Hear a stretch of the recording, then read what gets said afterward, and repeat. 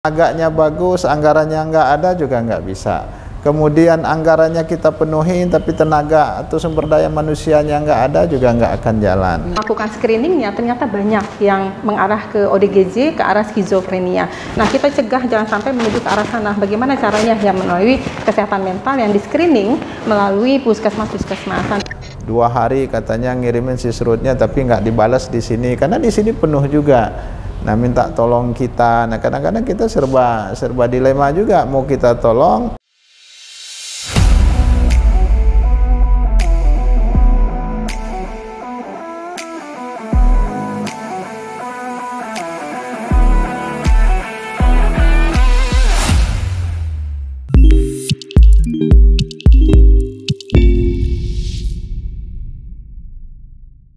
Assalamualaikum warahmatullahi wabarakatuh. Halo pemirsa Pilar TV Entertainment, apa kabar Anda? Mudah-mudahan tetap dalam keadaan sehat walafiat. Senang sekali saya Fitri Amalia kembali menjumpai Anda dalam program Dialog bersama Komisi 5 DPRD Provinsi Lampung. Pemirsa, sebagaimana kita ketahui 3 fungsi yang melekat pada DPRD, yaitu fungsi budgeting, fungsi legislasi, serta fungsi pengawasan. Kebetulan kita sudah kehadiran Ketua Komisi 5 DPRD Provinsi Lampung, Bang Yanwar Irawan. Halo Bang, ketemu lagi. Halo, terima kasih. Sehat ya Bang ya? Ya, Alhamdulillah. Kemudian saya juga sudah mengundang Dr. Diah Anjarini selaku Kabid Pelayanan Kesehatan. Halo Dok, selamat pagi. Sehat Dok? Sehat. Oke. Dan sedang dalam perjalanan, insya Allah nanti ya, PLT Kepala Dinas Kesehatan Provinsi Lampung, Dr. Edwin Rusli. Baik, saya mau ke Bang Yanwar dulu nih. Bang Yanwar kan sering turun ke bawah, sering reses, sering menyerap aspirasi masyarakat. Apa nih Bang yang lagi ditampung sama Abang terkait pelayanan kesehatan? Terima kasih Mbak Fitri. Assalamualaikum, Tabib pun. Waalaikumsalam warahmatullahi wabarakatuh. Yang pertama tentu kalau mendengarkan keluhan, ya saya kira nggak ada berhentinya juga. Setiap hari kita menerima keluhan karena memang DPRD ini salah satu fungsinya juga adalah mendengarkan keluhan dan persoalan-persoalan masyarakat. Itu yang saya bilang, DPR ini kadang-kadang dianggap oleh masyarakat itu seperti malaikat, semua urusan lapor ke kita kan gitu. Ya. Tapi tentu karena kebetulan memang Dinas Kesehatan ini adalah mitra dari Komisi 5. Salah satu OPD yang diatur undang-undang untuk anggarannya adalah Dinas Kesehatan dan Pendidikan. Nah, Dinas Kesehatan ini sudah diatur oleh undang-undang bahwa minimal dianggarkan 10%. Tapi selama ini alhamdulillah Lampung selalu memenuhi target dan bahkan sering berlebihan ya Mbak Diah ya. Jadi secara regulasi itu sudah kita penuhi. Tapi apakah anggaran-anggaran itu sudah memenuhi semua kebutuhan? Ya tentu saja belum. Oleh karenanya kita setiap pembahasan itu selalu membuat kalkulasi mana yang lebih prioritas yang harus kita tangani terlebih dahulu. Tapi alhamdulillah hari ini karena COVID sudah berhenti, kami memang kemarin agak kerepotan waktu di 2019 sampai 2022 ketika ada COVID. Nah, ini kita sudah mulai move on lagi, insya Allah anggaran-anggaran juga sudah sesuai dengan peruntukan-peruntukannya. Karena kalau kemarin anggaran kita banyak force major-nya, jadi kita menggunakan sesuai dengan kebutuhan yang mendesak. Bahkan Presiden waktu itu menginstruksikan bahwa anggaran ketika untuk kepentingan masyarakat boleh dipergunakan secara mendadak, tidak perlu harus dianggarkan dalam APBD atau dibahas dalam APBD gitu. Oke. Jadi kalau yang namanya keluhan terkait pelayanan itu nggak ada berhentinya ya Bang ya? Nggak ada berhentinya, nggak ada berhentinya. Tapi itulah tugas kita, karena kalau nggak ada yang ngeluh juga, DPR juga nggak ada tugas lagi nanti sama Mbak Dia ini ya Mbak Dia. Oke, Dokter Dia, pandemi sudah berakhir gitu kan. Nah, penanggulangannya sudah selesai gitu kan. Nah, ini apa nih langkahnya pasca? Tentu ini nggak mudah lagi karena kan baru move on gitu. Ini gimana Dokter Dia? Iya, baik, terima kasih. Izin Pak Ketua, Pak Yanwar. Bapak Ibu sekalian, saya mewakili dari PLT Kepala Dinas Kesehatan Provinsi Lampung, Dr. Edwin Rusdi. Jadi sebagai Dinas Kesehatan Provinsi Lampung, pasca pandemi COVID ini kita memang tetap melaksanakan tugas pelayanan kesehatan terhadap masyarakat yang ada khususnya di wilayah Provinsi Lampung. Nah, ini dari jajaran Kementerian Kesehatan kepada kami itu menerapkan langkah-langkah transformasi kesehatan, Mbak. Seperti itu untuk mencapai tujuan pelayanan kesehatan sesuai dengan RPJMN tahun 2024. Jadi transformasi layanan kesehatan ini itu ada 6 pilar yang mana sering digaungkan untuk mendukung program Kementerian Kesehatan, yaitu pilar yang pertama untuk pelayanan kesehatan untuk primer. Kemudian yang kedua adalah untuk layanan rujukan, pilar yang ketiga adalah ketahanan kesehatan, pilar yang keempat adalah pilar untuk pembiayaan kesehatan, kemudian pilar yang kelima adalah pilar untuk SDM kesehatan, dan pilar yang keenam itu adalah untuk teknologi informasi. Hal ini yang dari Kementerian Kesehatan, langkah-langkah ini yang harus diterapkan ke seluruh provinsi di Indonesia, termasuk khususnya di Provinsi Lampung.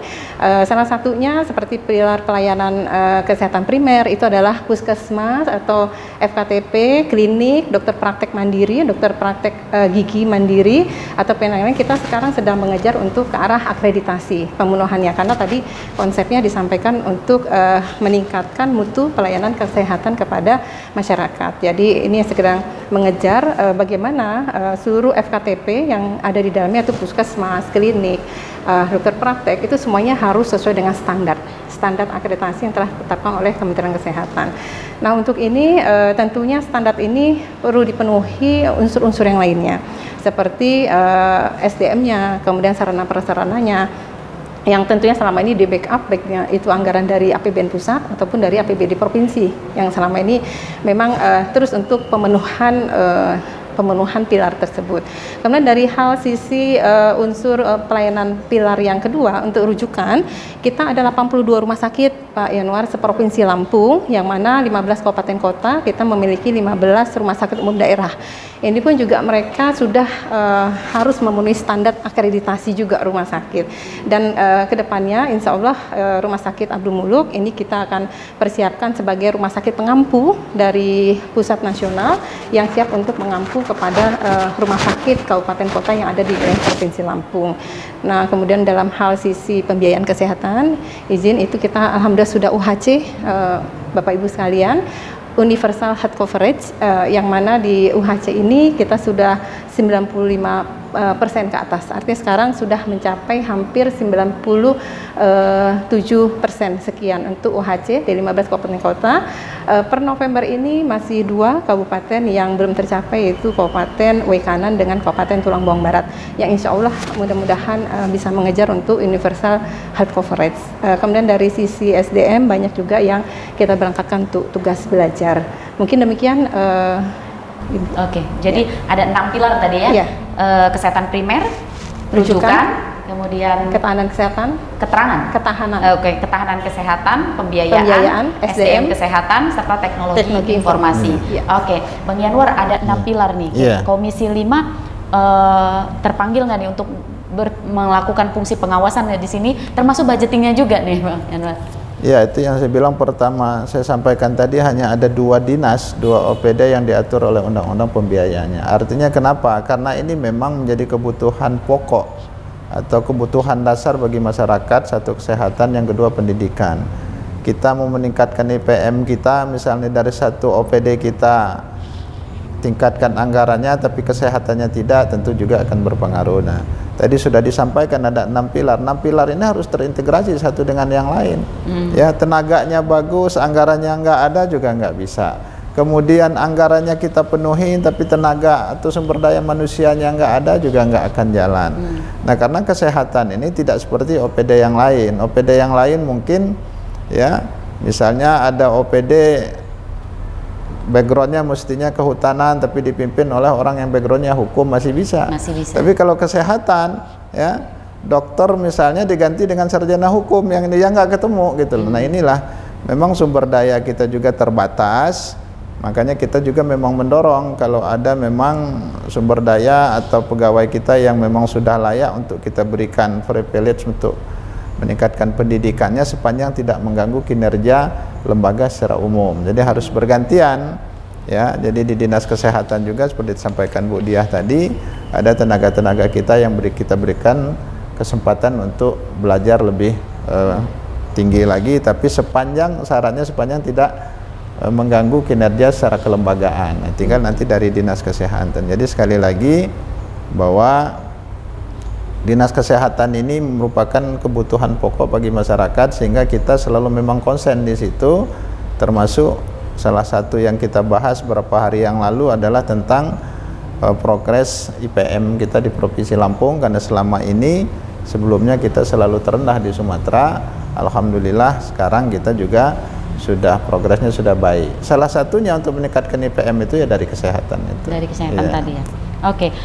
Untuk dalam upaya peningkatan IPM tadi nih, saya tertarik sama poin yang ketiga nih Dok, ketahanan kesehatan gitu. Nah, penjelasan secara komprehensifnya Dok. Baik, terima kasih. Jadi untuk ketahanan kesehatan ini adalah pilar yang ketiga. Ketahanan kesehatannya ada dua kuncinya dari Kementerian Kesehatan. Yang pertama itu adalah kesiapan daripada obat, kemudian vaksin seperti itu, dan juga kesiapan dari tenaganya. Salah satu tenaga itu tenaga cadangan kesehatan (TCK). Yang mana selama ini mungkin kita sudah tahu provinsi wilayah Lampung kita ini banyak terjadi bencana. Bencana itu ada tiga, ada bencana alam, ada bencana non alam, ada bencana sosial seperti itu.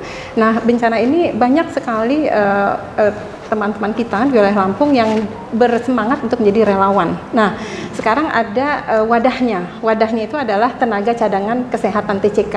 Dia berupa aplikasi dan bisa mendaftarkan diri di sana. Baik itu tenaga kesehatan ataupun non kesehatan.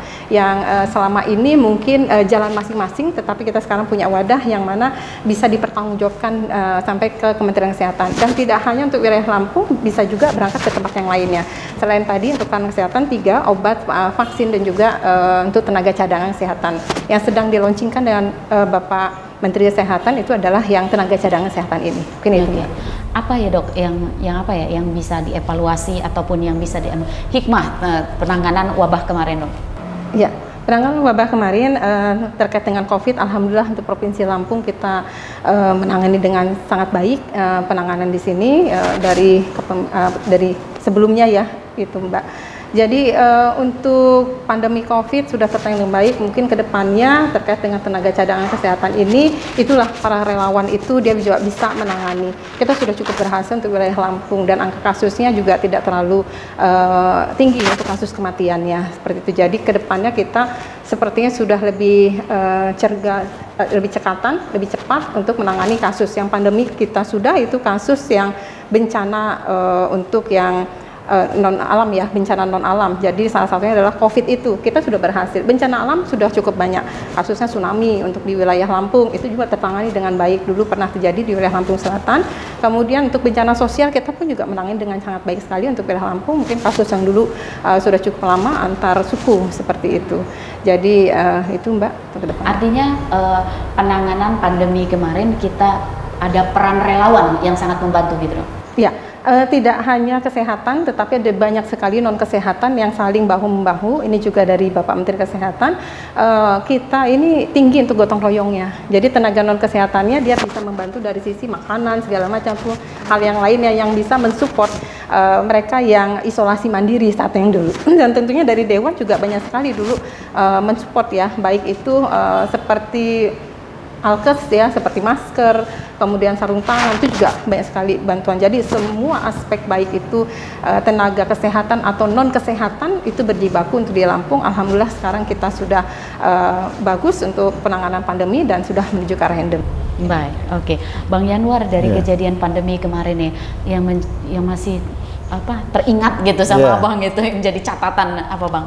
Iya, banyak pelajaran yang bisa kita ambil ya, tapi satu yang perlu saya sampaikan juga bahwa Lampung termasuk salah satu yang mendapat penghargaan dari pemerintah pusat bahwa kita adalah termasuk provinsi yang terbaik dalam menangani pandemi kemarin. Nah, ini harus kita juga berikan apresiasi kepada seluruh masyarakat, karena kata Mbak Dian ini bukan hanya kerja satu pihak saja, bukan hanya sekedar kesehatan, juga peran penting dari masyarakat itu yang kemarin itu betul-betul membantu kita ya. Kalau masyarakatnya juga kemarin susah diatur mungkin ini jadi persoalan juga, tapi pelajaran dari itu yang pertama ya artinya ketika Tuhan berkehendak itu ya tinggal sesaat saja dia bisa memberikan cobaan-cobaan yang di luar dugaan kita. Kemudian yang kedua, sekarang juga sudah tercantum dalam Undang-Undang 17 tahun 2023 bahwa masyarakat diedukasi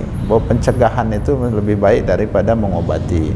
Nah, pencegahan itu banyak ininya, caranya supaya hidup sehat dan segala macam. Nah, itulah tadi disampaikan oleh Mbak Dia bahwa kita harus terintegrasi, harus berkolaborasi dengan 15 kabupaten yang ada di Provinsi Lampung dengan seluruh puskesmas. Dan mungkin yang perlu kita sosialisasikan Mbak Dia, tadi ada 80 lebih ya, 82 rumah sakit yang menjadi rujukan kita, tapi kadang-kadang kan masyarakat selama ini hanya berfokus pada Rumah Sakit Abdul Muluk, sehingga kadang-kadang menumpuk di situ.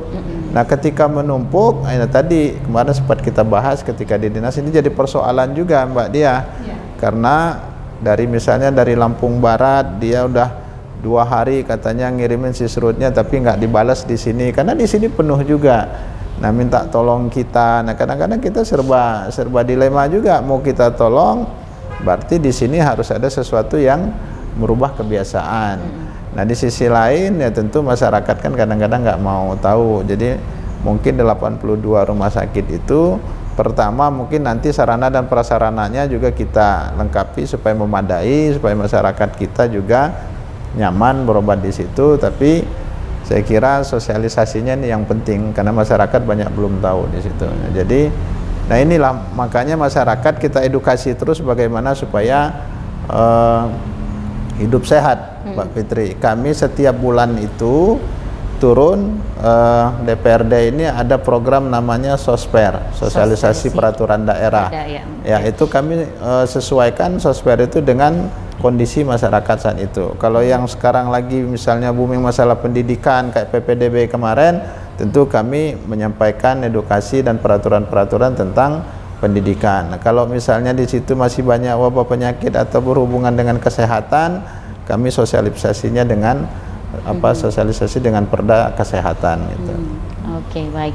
Jadi memang harus masyarakat lagi-lagi diedukasi, sosialisasi secara terus-menerus bahwasanya rumah sakit rujukan ini ada 82 loh. Nggak harus membludak numpuk di Abdul Muluk. Jadi nanti pelayanannya jadi tidak optimal gitu kalau membludak. Oke, baik. Nah, saya mau ke dokter dia lagi. Dok, ini kalau nggak salah baru HKN ke-59 ya? Benar kira-kira? Dengan tema transformasi kesehatan untuk Indonesia Maju. Transformasi kesehatan ini pilar tadi ya Dok ya, berkaitan kan itu maknanya? Maknanya sangat berkaitan, Mbak. Jadi ini yang memang di-launchingkan dari Kementerian Kesehatan, langkah-langkah pasca dari pandemi COVID. Jadi kami juga harus terus merapihkan barisan kami di sisi kesehatan karena kita sudah cukup banyak punya pengalaman yang sebelumnya dari bencana-bencana tersebut. Maka kita harus lebih siap lagi seperti menghadapinya. Makanya muncullah transformasi kesehatan dengan 6 pilar itu. Salah satunya tadi untuk rumah sakit yang 82 rumah sakit. Jadi program dari pusat sekarang ada pengampunan rumah sakit. Jadi untuk rumah sakit Abdul Muluk sebagai kelas A di wilayah Provinsi Lampung akan dipersiapkan menjadi pengampu rumah sakit bagi 15 kabupaten kota yang ada di wilayah Provinsi Lampung. Yang insya Allah nanti melalui HKN ini juga tanggal 29 Alhamdulillah Bapak Direktur Rumah Sakit Abdul Muluk Dr. Rukman akan meluncurkan untuk rumah sakit Abdul Muluk ini untuk pengampu untuk kepada 15 kabupaten kota yang ada di wilayah Provinsi Lampung. Dan di dalamnya sudah tertuang KMK untuk penyakit-penyakit KJSU dan non-KJSU. Jadi KJSU itu seperti penyakit kanker, jantung, stroke, uronefrologi, kemudian kesehatan ibu dan anak, itu yang KJSU. Kemudian ada yang non-KJSU-nya yaitu penyakit infeksi emerging, gastrohepatologi, kemudian TB paru, kemudian penyakit jiwa, seperti itu. Jadi ini yang dipersiapkan, diperkuat oleh Provinsi Lampung supaya angka rujukan tadi yang disampaikan tidak membludak sampai ke Jakarta, yang mana kita tahu seperti operasi jantung saja ke Jakarta menunggunya sampai 3-6 bulan ke depan. Nah, ini kita mau putus waktu yang sana kita persiapkan Rumah Sakit Abdul Muluk baik SDM ataupun sarana prasarananya yang dari Kementerian Kesehatan. Seperti itu Mbak, dan nanti ke bawahnya kita akan komitmen dengan bupati ataupun wali kota dari 15 kabupaten kota untuk juga komitmen terhadap persiapan sarana dan prasarana serta SDM mendukung KJSU tadi, mendukung layanan prioritas untuk penyakit-penyakit yang sering dirujuk.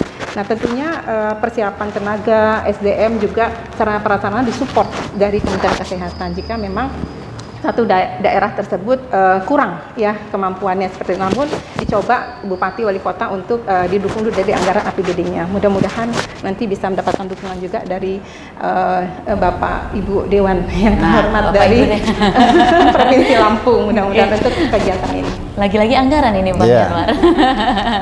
Kesiapan anggaran Bang. Iya, kita selalu support ya. Itu yang saya bilang, pertama karena memang sudah diamanahkan undang-undang, tapi yang kedua karena tadi saya sampaikan bahwa kesehatan ini adalah merupakan kebutuhan dasar, sehingga tidak ada alasan kita sepanjang memang setelah kita verifikasi bahwa anggaran itu memang dibutuhkan, Dinas Kesehatan ini tidak pernah juga kita persulit ya Pak Dea, anggarannya selalu kita berikan.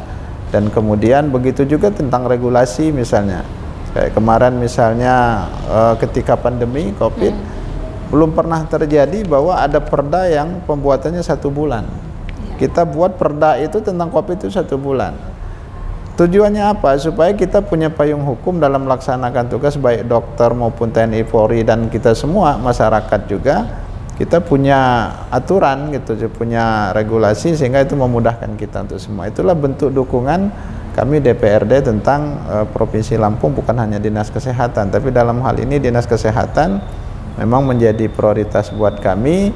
Dan selama ini juga alhamdulillah Dinas Kesehatan ya, termasuk kooperatif lah komunikasinya dengan kita di Komisi 5, sehingga persoalan-persoalan yang terjadi di masyarakat sebelum dia meluas, sebelum dia mencuat, kita sudah berusaha untuk atasin terlebih dahulu. Kalau masalah anggaran, selama ini kita sudah support penuh ya, tidak pernah ada anggaran Dinas Kesehatan yang kita persulit, sepanjang itu memang untuk kepentingan masyarakat, dan setelah kita bahas itu memang dibutuhkan gitu. Oke, baik. Saya tadi baca sedikit isu kesehatan ya, di Indonesia ini masih stunting, kemudian harapan hidup, yang baru yang terakhir lagi nih kesehatan mental Dok. Oke.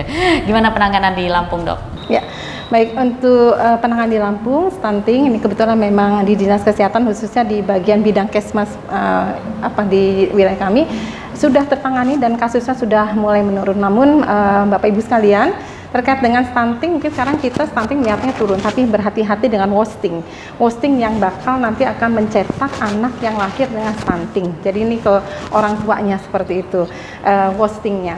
Jadi ini juga mendapatkan dukungan kemarin dari sisi anggaran terkait dengan stunting, sehingga angka kita sudah cukup menurun untuk wilayah Provinsi Lampung. Nah, kemudian tadi umur harapan hidup, tentunya umur harapan hidup secara demografi memang secara kemarin telah sampaikan juga oleh Bapak Menteri Kesehatan, demografi kita untuk usia harapan hidup yang muda sekarang lebih banyak ya sebenarnya yang umur yang lainnya. Namun umur harapan hidup ini semakin meningkat ya, tetapi produktivitasnya kurang. Nah, namun sekarang kita lonjakannya untuk yang kaum muda ini secara demografi dia agak gemuk ya kalau dibahasakan seperti iya.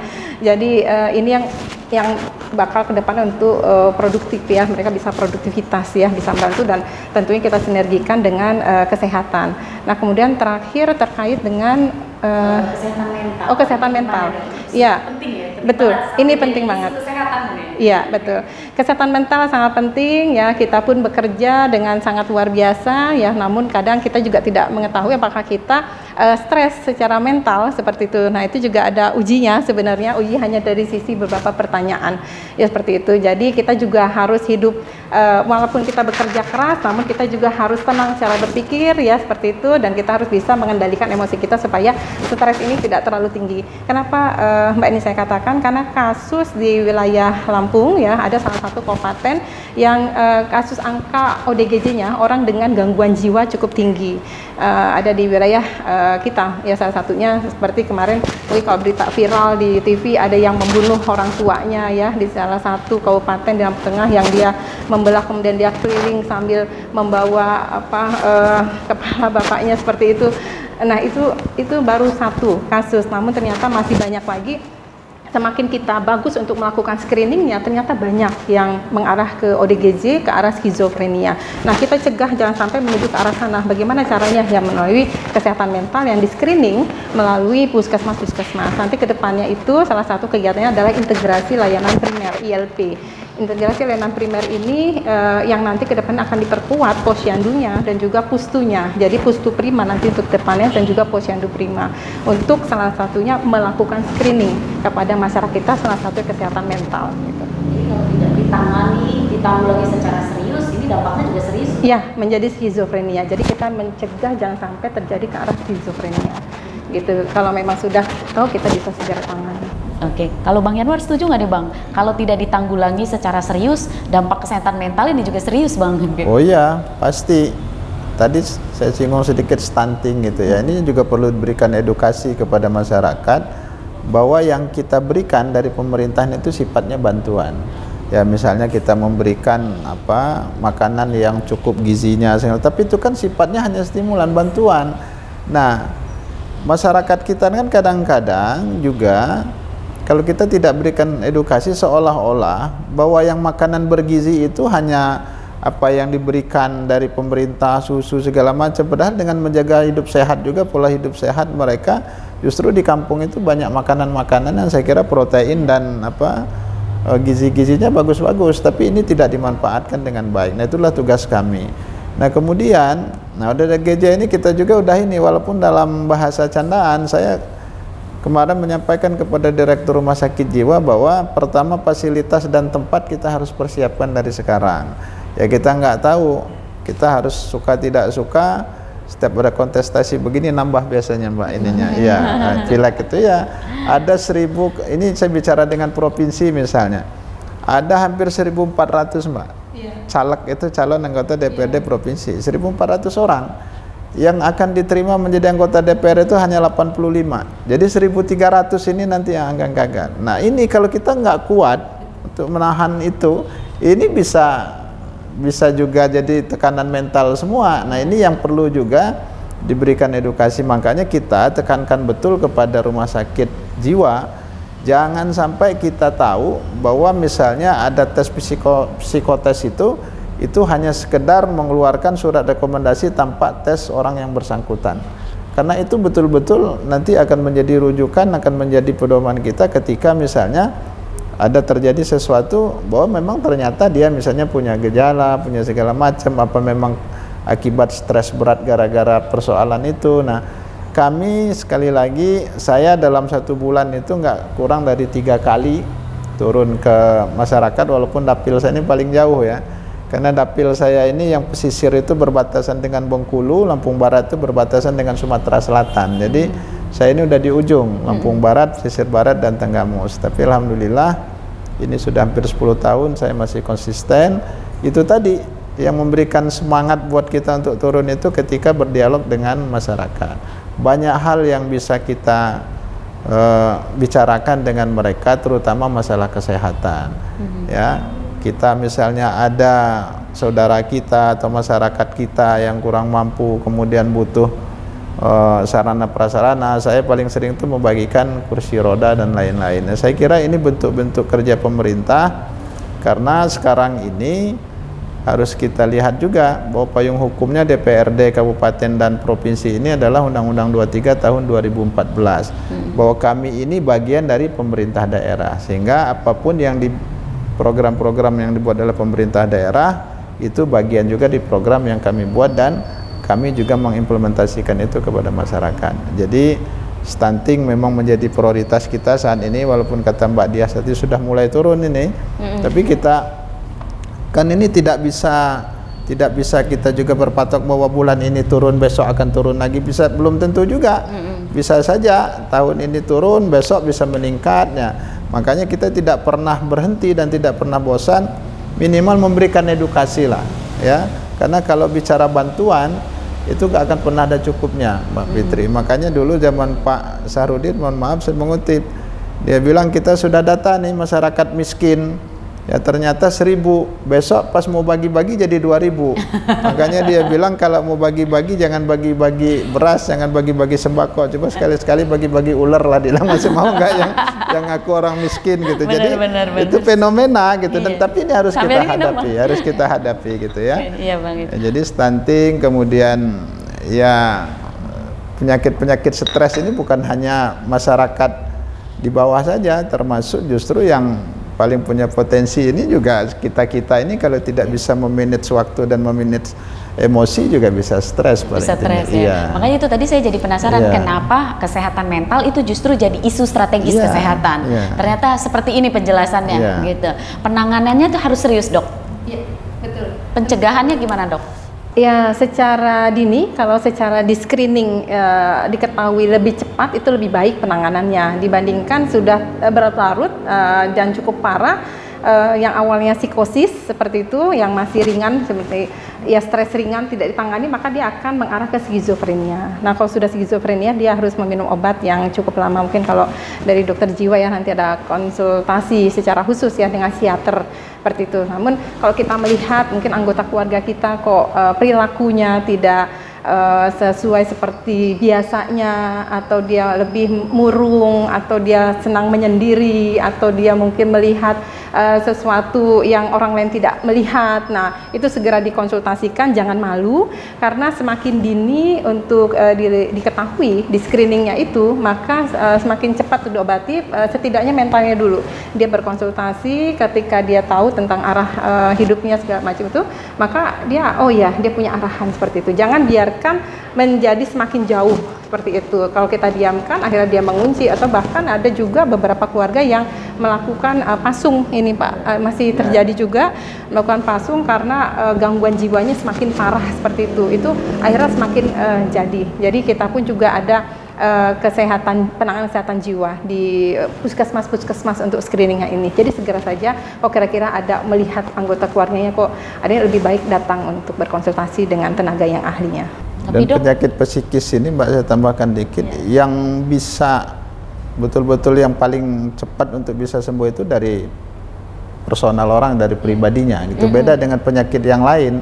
Kalau penyakit yang lain misalnya malaria, kita punya penanganan obatnya lalu kita semprot supaya, kalau ini tidak, karena kita yang merasakan, dia yang merasakan. Nah, tadi disampaikan Mbak Dia, kami kalau ke rumah sakit jiwa itu ya datang ke sana itu ada lucunya, ada sedihnya kan gitu kan, karena itu tadi. Dan ternyata memang ODGJ itu sekarang ini nggak boleh lagi saya nyebut orang gila kan gitu, jadi ODGJ ya ODGJ itu nggak bisa sembuh ternyata. Kita baru tahu dia hanya mengurangi, jadi dia ketergantungan obat terus. Nah, kalau obatnya ini udah lebih dari 3 bulan juga kok hilang, misalnya nggak mengkonsumsi obat itu, ya kemungkinan untuk kambuh lagi itu ada. Nah, siapa yang paling berperan penting di situ? Ya keluarga tadi, keluarganya yang paling tahu ya. Sekarang ini kalau kita ke rumah sakit jiwa, coba Mbak Fitri sekali-sekali ke situ ya. ODGJ itu kita anak-anak muda kebanyakan. Oh ya, banyak gadis-gadis usia produktif ya. Usia produktif ya. Dan cantik-cantik kalau yang gadis-gadisnya ya. Benar, kita kemarin ngelihat, saya juga tanya, loh ibu sakit apa? Dia bilang mereka nggak merasakan kalau sakit, mereka nggak ngaku, mereka nggak, kami nggak sakit, dia bilang, tapi kami ditahan di sini. Ya, Mbak bisa ini sadar dia kadang-kadang rambutnya dipirang, dia apa sih, bilang ini orang gila bisa begitu gitu ya. Itulah itunya fenomenanya di dalamnya. Yang Mbak ganteng banyak juga, Mbak. Sana besok ajak saya, yang ganteng banyak juga Mbak Fitri. Jadi artinya secara fisik kalau kita ketemu di jalan mungkin kita nggak akan tahu. Makanya kalau orang sakit yang lain kan bisa ketahuan, sakit malaria, sakit apa kan langsung kelihatan secara fisik. Kalau mereka tidak.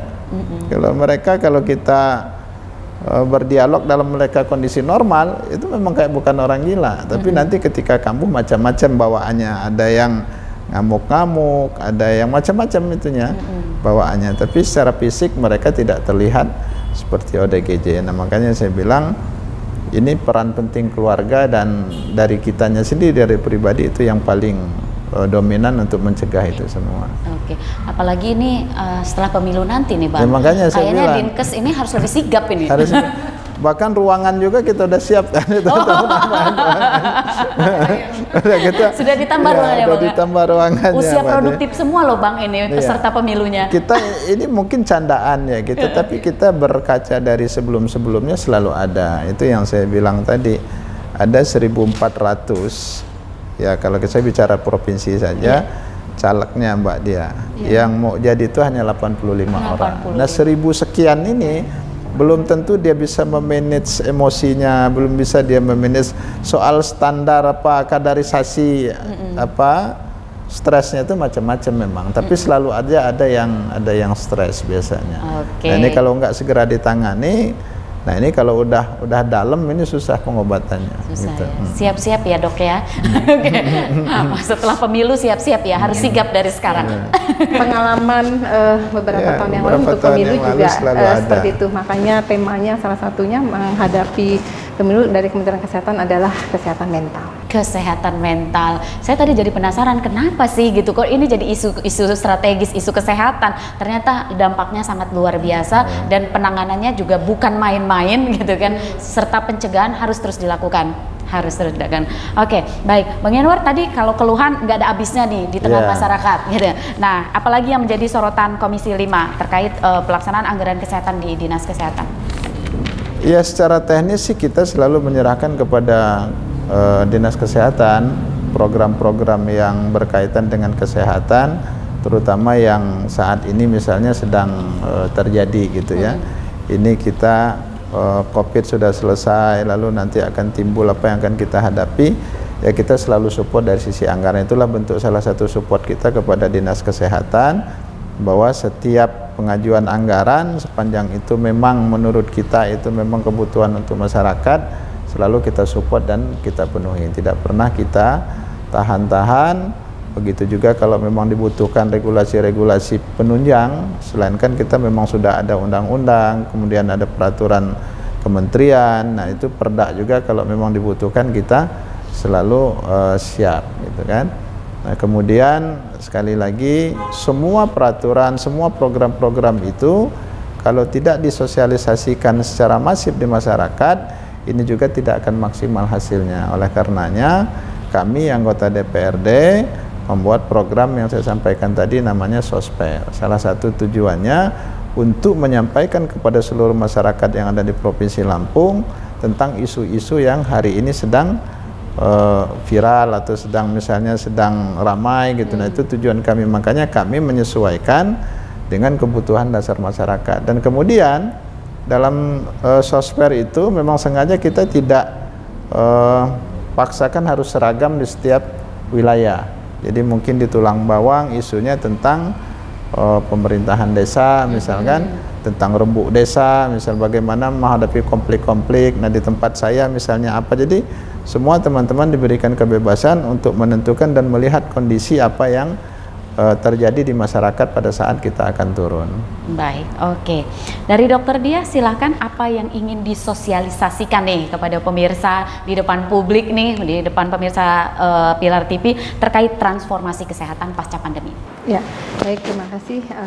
Terkait dengan transformasi kesehatan, tentunya kita saling dukung-mendukung, tidak hanya dari sisi kami kesehatan, tetapi dengan jajaran Uspika ataupun jajaran dari pihak secara keseluruhan, baik dari Dewan, TNI, Polri, tentunya kita saling berjibaku untuk sama-sama bisa mewujudkan transformasi kesehatan dengan 6 pilar ini.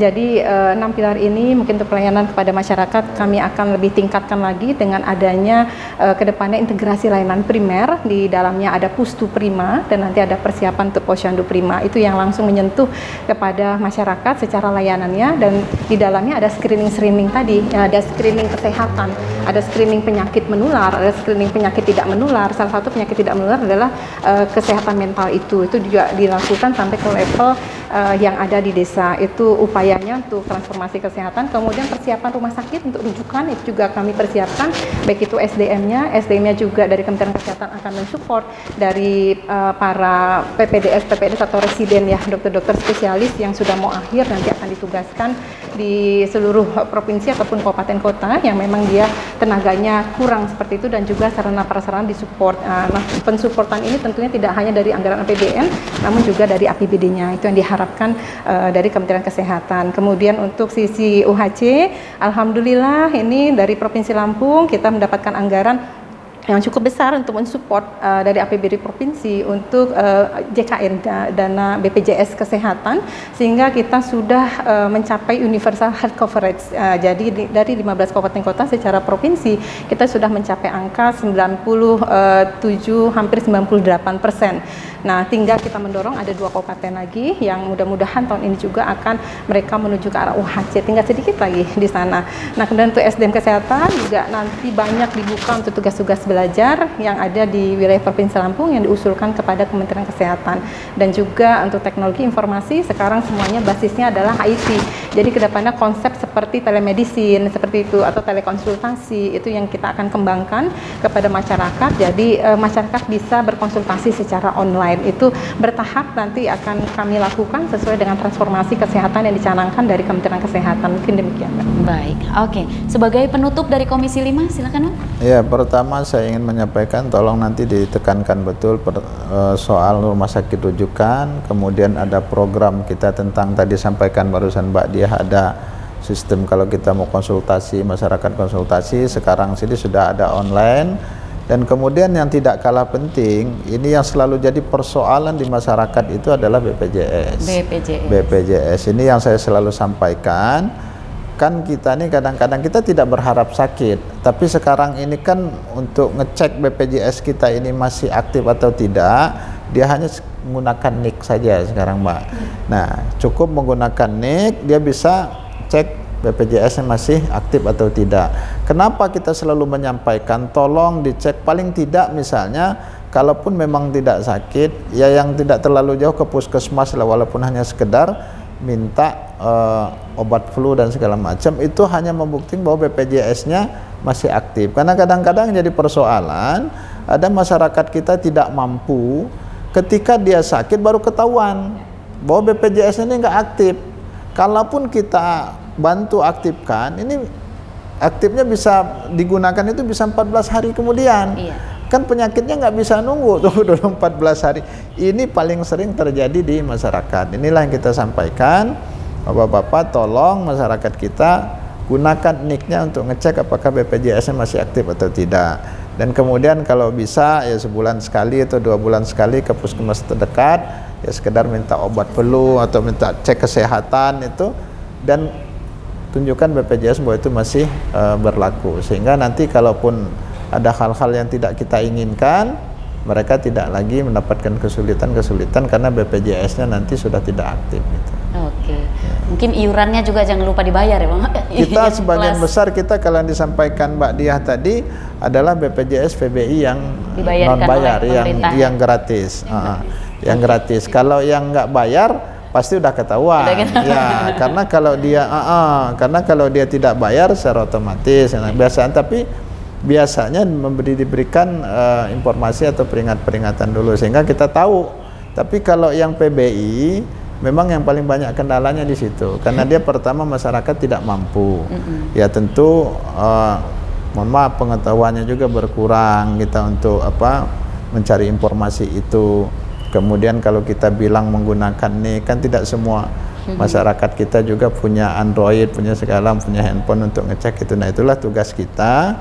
Saya bilang kalau yang keterbatasan itu ke puskesmas saja, cek kesehatan, lalu cek BPJS masih aktif atau tidak. Kalau tidak aktif lagi, silakan lapor dengan kita bantu untuk mengaktifkannya kembali BPJS-nya. Iya. Terima kasih Dokter Diah, Bang Yanwar juga terima kasih. Nggak kerasa kita udah 1 jam ternyata ngobrol-ngobrolnya. Mudah-mudahan obrolan kita ini bermanfaat dan masyarakat Lampung sehat semua ya Bang. Amin. Oke, baik pemirsa, berbagai langkah dan upaya pemerintah serta DPRD dilakukan untuk meningkatkan pelayanan kesehatan terhadap masyarakat. Bicara soal kesehatan sangat luas sekali, namun yang bisa kita lakukan sebagai masyarakat adalah mencegah mencegah lebih baik daripada mengobati, dan mencegah ini merupakan langkah konkret untuk upaya transformasi kesehatan menuju Indonesia maju. Terima kasih Dok, terima kasih Bang Yanwar, salam sehat. Saya Fitri Amalia, mewakili kru yang bertugas undur diri, sampai jumpa.